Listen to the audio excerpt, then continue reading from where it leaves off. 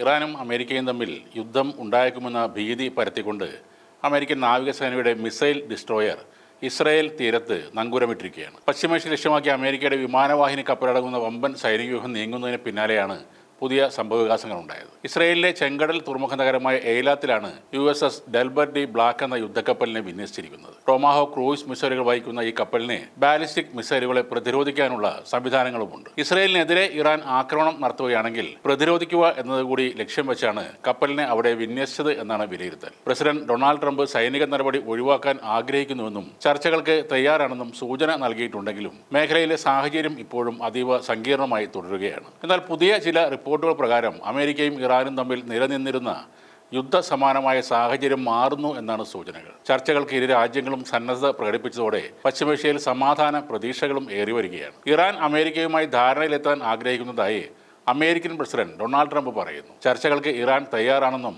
സൈനിക നടപടി ആവശ്യമായി വന്നേക്കില്ലെന്നും കൂടി ട്രംപ് പറയുന്നുണ്ട്. ന്യായവും നീതിയുക്തവുമായ ചർച്ചകളിൽ പങ്കെടുക്കാൻ തയ്യാറാണെന്ന് ഇറാൻ വിദേശകാര്യമന്ത്രി അബ്ബാസ് അരാഗ്ചിയും വ്യക്തമാക്കിയതോടെ ഇരു രാജ്യങ്ങളും തമ്മിൽ നിലനിന്നിരുന്ന സംഘർഷ സാധ്യത പതിയെ ഇല്ലാതാവുകയാണ്. നിലവിൽ അമേരിക്കൻ ഉദ്യോഗസ്ഥരുമായി കൂടിക്കാഴ്ച നിശ്ചയിച്ചിട്ടില്ലെന്നാണ് അബ്ബാസ് അരാഗ്ചി വ്യക്തമാക്കിയിരിക്കുന്നത്. ആണവ പദ്ധതി വിഷയം ചർച്ച ചെയ്യാൻ ഇറാൻ തയ്യാറാകാത്ത പക്ഷം ഇറാനെതിരെ അമേരിക്ക സൈനിക നീക്കം നടത്തുമെന്ന് ട്രംപ് കഴിഞ്ഞ ആഴ്ച പ്രഖ്യാപിച്ചിരുന്നു. അതേസമയം തന്നെ ഇറാന്റെ ആണവ നിലയങ്ങളിൽ കമാൻഡോ ഓപ്പറേഷൻ ഉൾപ്പെടെയുള്ള വിപുലമായ സൈനിക നീക്കങ്ങൾ അമേരിക്ക പരിഗണിക്കുന്നു എന്ന റിപ്പോർട്ടുകളും പുറത്തു വന്നിട്ടുണ്ട്. ഇരു രാജ്യങ്ങളും തങ്ങളുടെ സൈനിക കരുത്ത് വർദ്ധിപ്പിക്കുന്നതായാണ് അറിയുന്നത്. അമേരിക്കയുടെ ആക്രമണം ഉണ്ടായാൽ പ്രതിരോധിക്കുക എന്ന ഉദ്ദേശത്തോടെ 1000 പുതിയ സ്ട്രാറ്റജിക് ഡ്രോണുകൾ ഉൾപ്പെടുത്തിയതായി ഇറാൻ വ്യക്തമാക്കിയിട്ടുണ്ട്. ഇത് മാത്രമല്ല, പശ്ചിമേഷ്യയിലെ അമേരിക്കൻ സൈനിക താവളങ്ങളെയും വിമാനവാഹിനി കപ്പലുകളെയും തൽക്ഷണം ആക്രമിക്കുമെന്നും ഇറാൻ ഭീഷണി മുഴക്കി കഴിഞ്ഞു. അതിനിടെ ഇറാന്റെ ബാലിസ്റ്റിക് മിസൈൽ പദ്ധതി തകർക്കാൻ അമേരിക്കയുമായി ചേർന്നുള്ള സംയുക്ത ആക്രമണത്തിനായി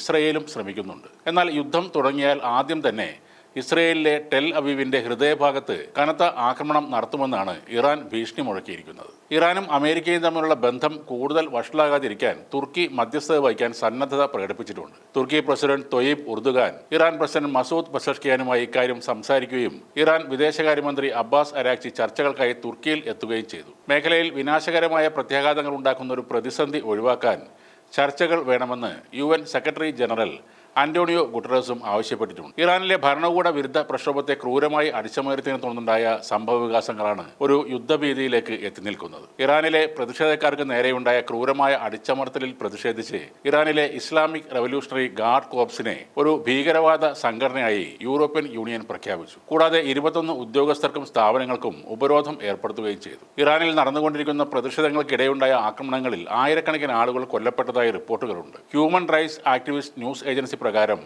6370-ലധികം ആളുകൾ കൊല്ലപ്പെട്ടു. ഇതിൽ 113 കുട്ടികളും ഉൾപ്പെടുന്നു.